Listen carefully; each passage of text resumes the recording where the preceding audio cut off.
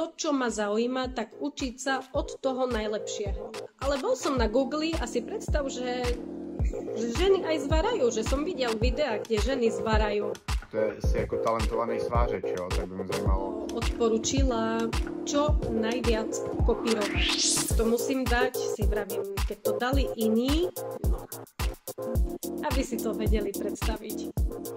Já vás zdravím, jsem Vojta a vítejte na dalším podcastu se svářeči o svařování. Dnešním hostem je svářeč, co svařuje metodou TIC 3 roky, primárně nerez, ale výjimečný je tím, že to je žena. Ahoj Nina.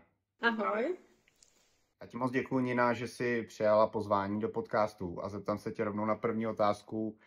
Jak jsi se dostala ke svařování? Tak za prvé ďakujem za pozvanie, keďže vlastne, keď sa to tak vezme, nezvaram dlho, lebo 3 roky, ale predsa, čo sa týka môjho pôsobenia, že kde všade som zvarala, tak už nejaké tie skúsenosti mám. No a k zvaraniu som sa vlastne dostala náhodou, nenáhodou. Je to už moja 4. profesia, keďže tohto roku som mala 30 rokov, takže je to už vlastne moja 4. profesia a vlastne k zvaraniu som sa dostala vďaka peniazom, pretože vždy som si stanovila sumu, ako by som chcela zarábať a vlastne podľa toho som hľadala, čo mi to tú sumu môže priniesť a čo preto musím spraviť. Či by som to vedela fyzicky alebo nejako spraviť tak, aby som vlastne tú danú profesiu dosiahla a aby som ten daný obor mohla začať aj vykonávať. OK, super. A jaký další řemesla si zvažovala, než si se rozhodla pro to svařování? Vlastne nič.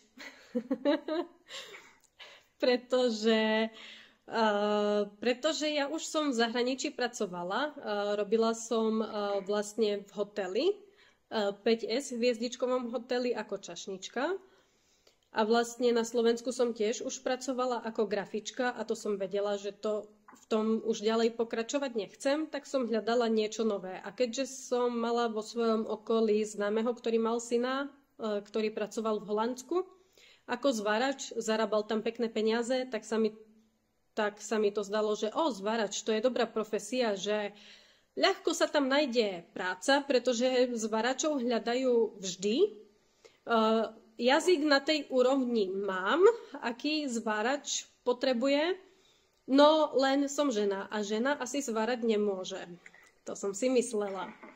Tak vravím, že škoda, že som žena, že nemôžem zvárať. No a potom sa stalo, že niekto mi povedal, že ale bol som na Google a si predstav, že ženy aj zvárajú, že som videl videa, kde ženy zvárajú. No a vlastne mne viac už netrebalo a do 2 týždňov som vlastne už bola na kurze. Začiatočnícky kurz zvarania. Bola mi vlastne odporúčená zvaračská škola, ktorá je dobrá. No a vlastne tam som nastúpila na kurz. OK. A podľa čoho si vybrala tú metódu TIC?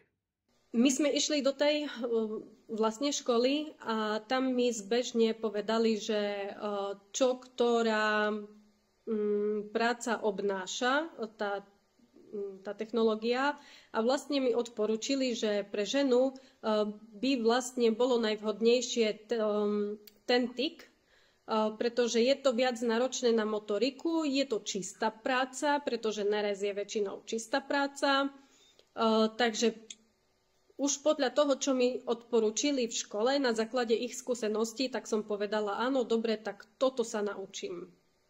A vlastne tam človek začína, že sa rozhodne, že áno, toto sa naučím. A musím na začiatku povedať, že chvala Bohu, som si nepozerala na video, že čo to vlastne zvaranie je, ako sa zvará a to, pretože vlastne ja som išla do školy s tým, že neviem, čo to je, nepoznám nič, ale chcem sa to naučiť, ukážte mi to. A musím povedať, že keby som videla videa, čo všetko ma čaká, tak by som sa tak zľakla, že by som vlastne že by som asi povedala, že toto som prepiskla, toto je už moc. Takže som mala šťastie, že som si nepozerala na internete ani videá, ani nič, že čo to zvaranie je, ako sa zvára, jak ľudia zvarajú a vlastne ako tie konštrukcie vôbec môžu vyzerať. Lebo ja som vedela, áno, zvarači sú, tak asi niečo zvarajú, ale čo zvarajú, nevedela som si predstaviť. OK, a když jsi to teda poprvé zkusila, tak jaký jsi z toho měla pocity? Tak som si vravela, že pre Boha nie na to, čo si spravila. Že na čo si sa to ty dala. No ale už som bola tam, tak si vravím, tak to musím dať, si vravím, keď to dali iní, tak to skúsim. No a vlastne, keď som to skúšala, tak mi vlastne v škole povedali, že mi to ide lepšie, než čo keď ostatní začínajú. Tak si vravím, no, tak asi som o niečo trošku na začiatku lepšia než iní, tak musím to dať, aj keď sa bojím, aj keď sa mi to zdá, že je to najväčšia blbosť, čo som kedy spravila. Myslíš, že ti pomohlo v tom svařování to, co si předtým studovala? Myslím si, že áno. Pretože ja som študovala propagačnú grafiku a pochádzam z rodiny, kde vlastne mama je maliarka a ja vlastne už od útleho detstva som maľovala, aj vlastne celú strednú školu som maľovala, mimo iného, keďže je to propagačná grafika, tak aj s počítačom sa tam veľa pracovalo, ale veľa sme aj maľovali. A vlastne mala som jemnú motoriku veľmi dobre vycvičenú a vlastne tým, že som v Rakúsku už pracovala ako čašnička, tak moje ruky boli zvyknuté na záťaž. Moje zápestia boli zvyknuté na ťažké veci, že musia uniesť ťažké veci, vydržať to dlho. Takže nemala som problémy ani s tým, že by ma zo začiatku boleli zápestia, alebo že by mi vlastne tá hadica od tej zvaračky bola na ruku ťažká, alebo niečo také. Takže vlastne to, čo som mala za sebou, mi vlastne pomohlo v tom, že som mohla pri zvaraní rýchlo napredovať. Že mala som k tomu dobrý základ, vlastne som ani o tom nevedela. A co ti pomohlo ze všeho nejvíce? Protože jsi jako talentovaný svářeč, jo? Tak by mě zajímalo, jak to jako bylo u tebe, celý ten začátek. Začala som vlastne, moja prvá firma bola na Slovensku.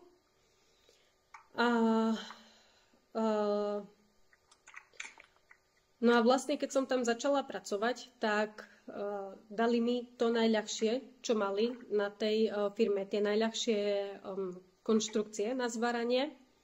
No ale keďže prídeš zo školy, tak nevieš si predstaviť, ako tie konštrukcie vyzerajú, ako to máš reálne spraviť, začať zvárať. Tak mne veľmi pomohlo, keď prvý kus mi ukázali kolegovia. A tam som dávala pozor na to, ako to držia, pod akým uhlom, ako majú vôbec tú zvaračku v ruke. Pretože som si ani ten samotný zvar zo začiatku nevedela predstaviť, ako by mal vyzerať na tej konštrukcii. Že vlastne o čo sa ja snažím, som si nevedela predstaviť. A vlastne vtedy, keď mi nejaký kolega ukázal ten prvý kus, tak som videla, aha, ten zvar príde sem, takže to musím takto pozvárať. Takže zo začiatku mi veľmi pomohlo, že kolegovia mi ukázali prvý kus a tam som vlastne videla, ako to má vyzerať pozvárané. A vlastne po tom prvom týždni, prvých 2 týždňoch človek sa zdokonalí, už si vie predstaviť, že kde mám asi dať zvár, jak to mám držať a napreduje. No a ja som si potom vo firme vyhliadla vlastne najlepšieho zvarača, ktorý tam bol a vlastne od neho som sa všetko učila, pretože som vedela, že on to vie perfektne a vlastne on ma to vie dobre naučiť. A všimala som si, čo ako robí a snažila som sa to najvyššou možnou mierou okopírovať. Ja by som povedala, že kopírovaním a chybami sa človek naučí úplne najviac. Souhlas. To kopírování je podle mě nejlepší, nejrychlejší cesta, jak se vlastně naučit to, co chceš, jo? Protože ty vlastně zopakuješ to samé, co dělá před tebou už ten, co to vlastně umí, jo? Takže jako já se to taky takhle učil, určitě. Plus nějaký nauční videa, jo? Super, jako koukat ve volném čase, vždycky po práci na nějaký nauční videa, jak to dělají třeba ty, co už svařují 10-15 let a už to předávají dál. Tak tohle mě taky dalo hodně, jo. Ale samozřejmě nejvíc je kopírovat svého mistra, že jo, protože čím líp ho člověk bude kopírovat, tak tím dřív se naučí to, co vlastně umí on, což je vlastně ten cíl, že jo, proto se to od něho učí, že jo. Takže velký souhlas. Takže vlastne to boli moje začiatky. Čiže tým, ktorí začínajú, by som určite odporučila čo najviac kopírovať. Všímať si aj tie najmenšie detaily a čím najviac kopírovať. Tak mrkneme na první výrobek. Tady si v nerezové nádobě. Je to nějaký tank, jestli mi povíš od začátku, jak jsi nad tím přemýšlela, jak jsi připravila materiál a tak podobně. A na co to vlastně slouží? Tieto nádoby, tanky, väčšinou sa používajú vlastne v potravinárskom priemysle. Zväčša sú určené na pivo, sterilizáciu piva, proste pri produkcii piva, alebo smoothie nápojov, alebo pre mliekarenský priemysel. Táto nádoba, ktorú vlastne vidíme, ten tank, je vlastne tá fotka, keď je to ešte len z polovice hotová konštrukcia. Čiže vlastne tá konštrukcia bola ešte v štádiu robenia. Z druhej strany sú vlastne nohy, na ktoré sa to postaví. A vlastne tá časť, kde ja stojím, tak tam je to zvarané všetko v tandeme. Skočím ti do toho, prosím tě, jestli můžeš v rychlosti nějak vysvětlit, co ten tandem vlastně je, abys to i like dokázal představit. Tandem je vlastne zvaranie zároveň, pretože vlastne tie nádoby, tie tanky sú príliš veľké na to, aby sa tam dával formovací plyn, pretože tam by ho išlo neskutočne veľa a vlastne tie steny, samotný ten materiál je príliš hrubý a vlastne by tam nebol koreň. Takže sa to vlastne robí kvôli tým dvom veciam. Za prvé, aby netrebalo formovať celý ten obrovský tank a za druhé, aby vlastne bol koreň. Takže zvarači musia jeden z jednej strany a druhý z druhej strany presne na tom istom mieste musia zvarať. Nemôžeš byť ani vzadu, a ani vpredu, pretože keď si vzadu, tak z druhej strany ti vyjde vlastne ten pretop, alebo jak to mám povedať, máš to tam také čierne, ako keby brokolica čierna. No a vlastne keď ideš príliš rýchlo, tak príliš rýchlo roztápaš ten materiál a ten z druhej strany, ktorý napríklad tam dáva drôt, tak mu to veľmi rýchlo topí a nestíha dávať drôt a vznikne ti vlastne dierka. Takže ty musíš ísť presne s rozdielom 1 mm presne tam, kde je aj vlastne ten zvárač z tej druhej strany. A aby ste sa napríklad počuli, že začínam zvárať alebo končím zvárať, tým, že sa nevidíte a väčšinou, keď sú veľké tie tanky, tak sa zle počujete, tak vlastne sa klope na tú konštrukciu. Dvakrát poklopeš, to znamená, že začínam. Dvakrát poklopeš, končím. Takže takto sa vlastne zvarači dorozumievajú pri tom tandeme. To už se jedná o složitější svařování, že jo? Musíš umět kooperovat se svým kolegou, nikdo nemůže být trochu vepředu, nikdo trochu vzadu, že jo? Tam musíte být na stejno. Máte tam nějakou vychytávku na tady to, jak to dělat třeba jednodušejc? Nemá to žiadnu vychytávku, je to dosť náročné na zvaranie. Mám kolegov, ktorí napríklad to nezvarajú a jednoducho povedia, že ani sa to učiť nebudú, lebo vedia, že by im to napríklad nešlo alebo proste nechcú.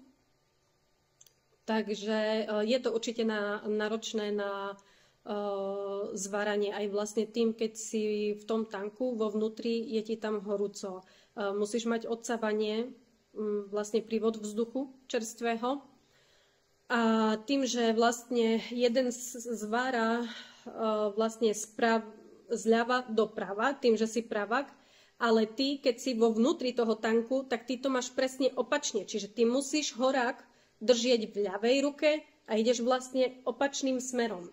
Takže môže byť, že ťa napríklad ruka začne po určitej dobe bolieť, pretože nie si zvyknutý ten zvárák držať v ľavej ruke, alebo sa ti stane, že ho inak nakloníš a už tam není taký ten dobrý pretop, už to nejde tak, jak by malo. Takže je to určite náročnejšie zvaranie v tandeme, než také klasické. Jo, souhlas. A super, že děláš něco tak složitýho po 3 letech svařování. Jo. Já osobně jsem nic takového neskoušel. Považuji to za dost složitý, už jenom ta kooperace, že musíte být prostě zároveň ve stejném místě, jo, že nikdo nemůže být vepředu, nikdo vzadu. Dost složitá práce, už je pro začátečníka nevhodná. A upřímně jsem na tebe pyšnej za to, že to děláš ty. Tak mrkneme na další projekt. To si vařila potrubí, jestli mi povíš, jak ty si to celý připravuješ, jestli si kompletuješ i zámečnickou práci, jak to celkově u vás probíhá. Áno, tieto rúry vlastne som si kompletizovala všetko sama, to znamená všetká príprava, heftovanie, brúsenie prípadné. Ty dostaneš vlastne tie komponenty, tie časti, dostaneš vlastne k tomu výkresovú dokumentáciu a vlastne začínaš pracovať. Ako prvé si skontroluješ, že či máš všetky časti, zhruba si ich poskladaš, aby si vedel, ako to približne bude vyzerať, či ti všetko pasuje, ako má. Či napríklad stalo sa nám, že napríklad laser vyrezal dieru na zlej strane. Mala byť vpravo a bola vľavo. Takže vlastne v tom prípade ani nezačneš zvárať a ideš za šefom a povieš, že ti tá konštrukcia nesedí, že je tam nejaká chyba. Takže bola by tiež veľká chyba, kebyže začnem to zvárať a v priebehu zistím, keď už je to takmer hotové, že ale diera je na zlej strane. Takže ako prvé si skontrolovať veci, pretože chyba sa môže stať nielen na našej strane.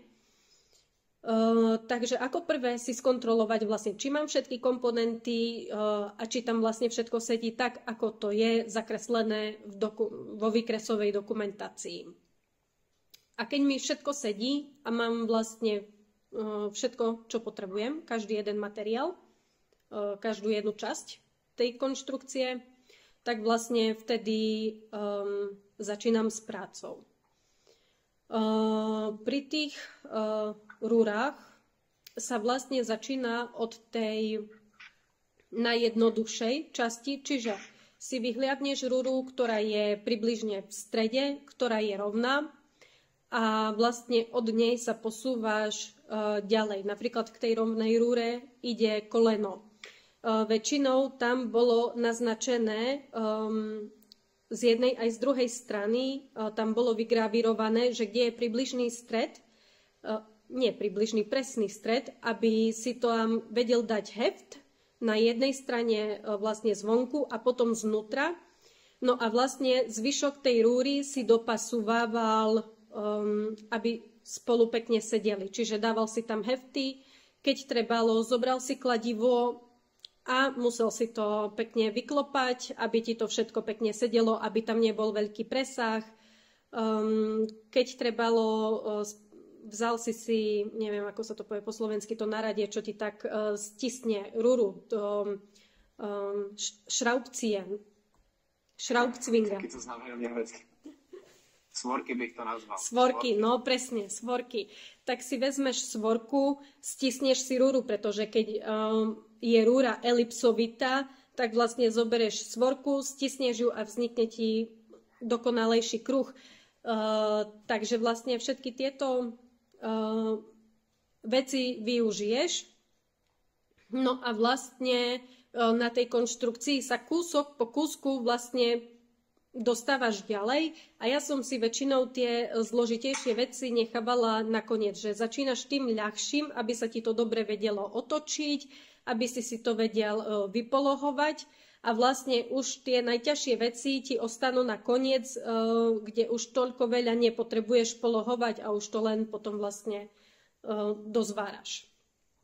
OK, a tady si použila teda metodu TIC, drát teda nerez. Mám otázku, jestli teda pendluješ, jako kejveš, anebo jedeš volnou rukou? Pokiaľ sa dá, tak pendlujem, ale konkrétne na tejto rúre som nependlovala, pretože tam sme potrebovali zvary, aby boli užšie, čo pri pendlovaní nie je až tak veľmi možné, takže tu som nependlovala.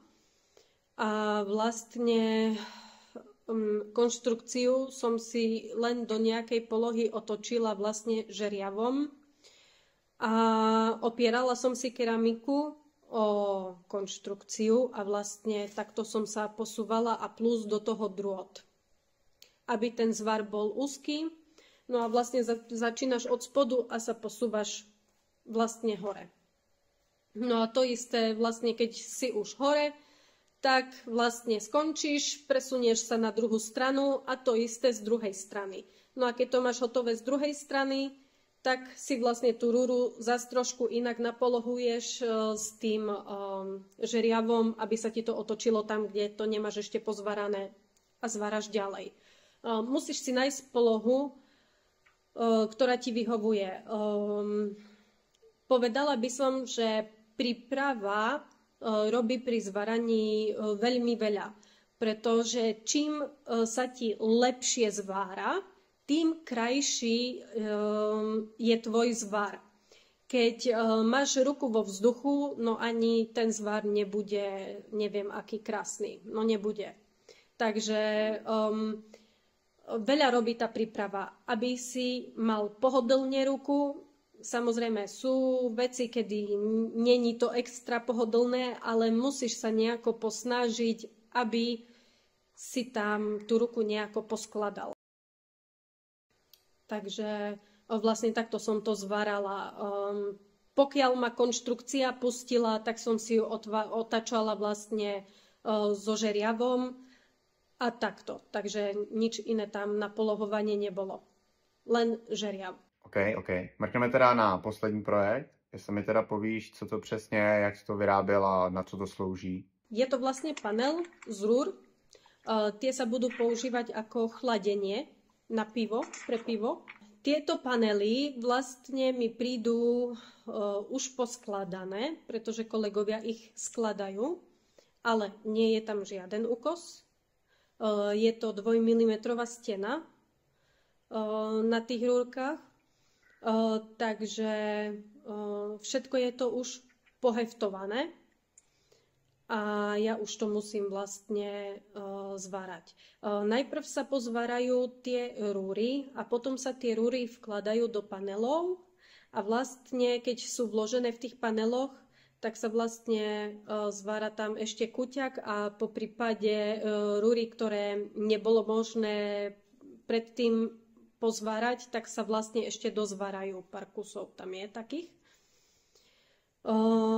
Takže vlastne takto. Nie je tam žiadna medzera, žiaden úkos a všetko je vlastne tesne na sebe poheftované a tak sa to vlastne zvára.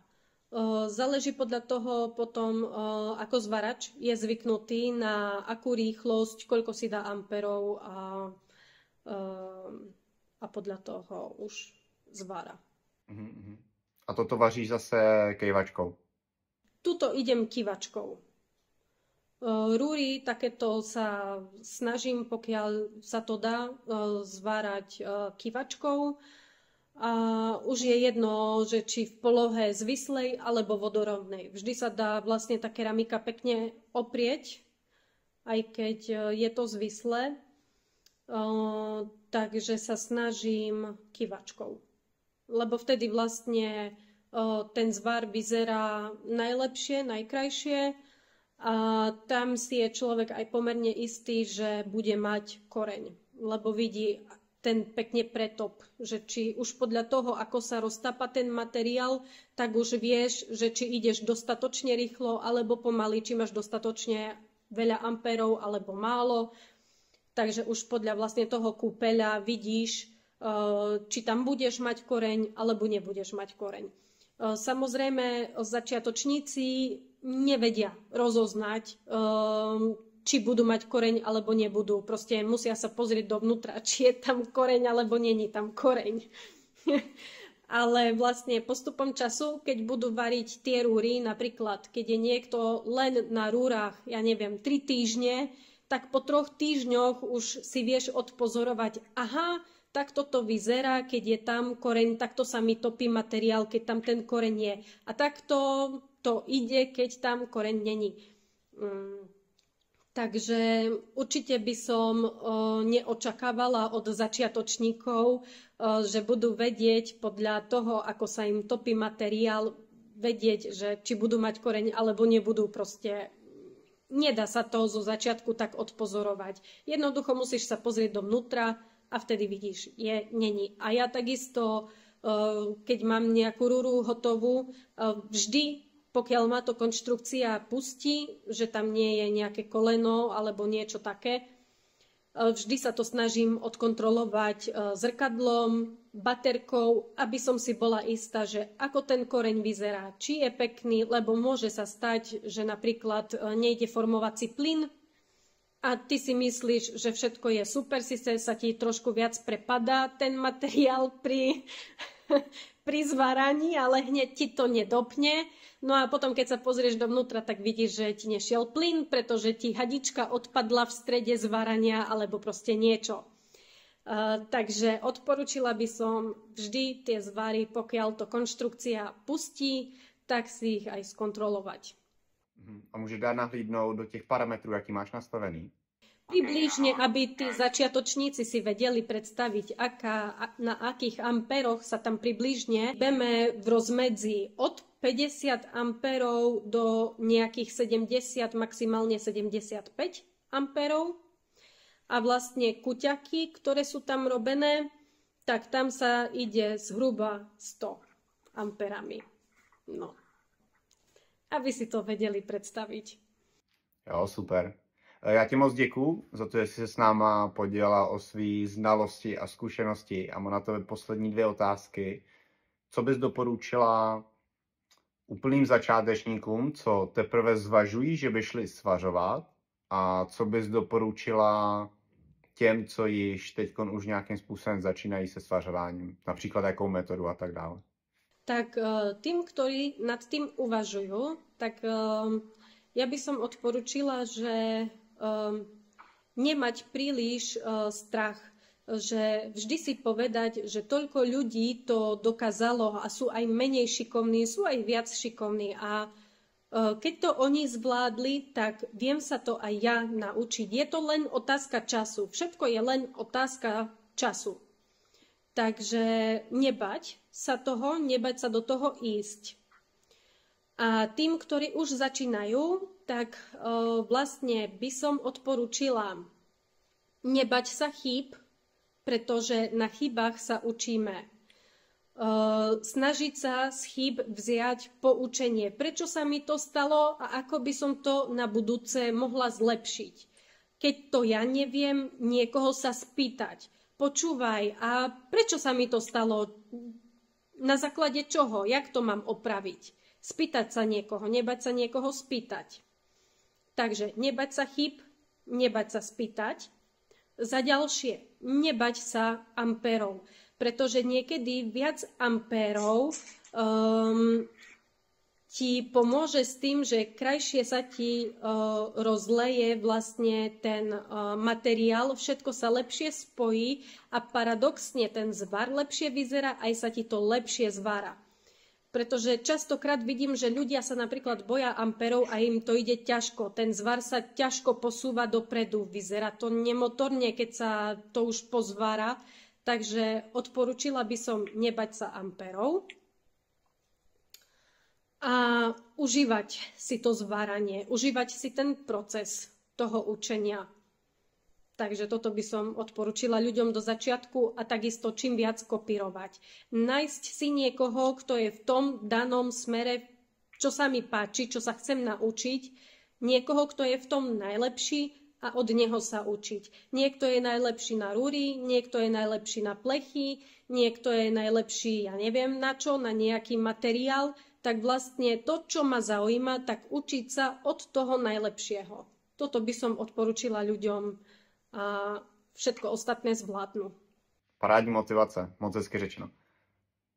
Díky Nina, že si teda přijala tohle pozvání a že ses tu s náma podělila o své zkušenosti, znalosti, prostě tam, kam si došla po dnešní den. A v budoucnu, když budeš mít tedy čas, můžeme určitě tenhle podcast zopakovat. Budu moc rád, když přijmeš pozvání na příště. A ja veľmi pekne ďakujem za pozvanie. Dúfam, že som bola niečím prínosná, že moje poznatky niekomu pomôžu a určite sa budem tešiť aj na budúce. Super, tak se měj, Nina. Ahoj. Ahoj.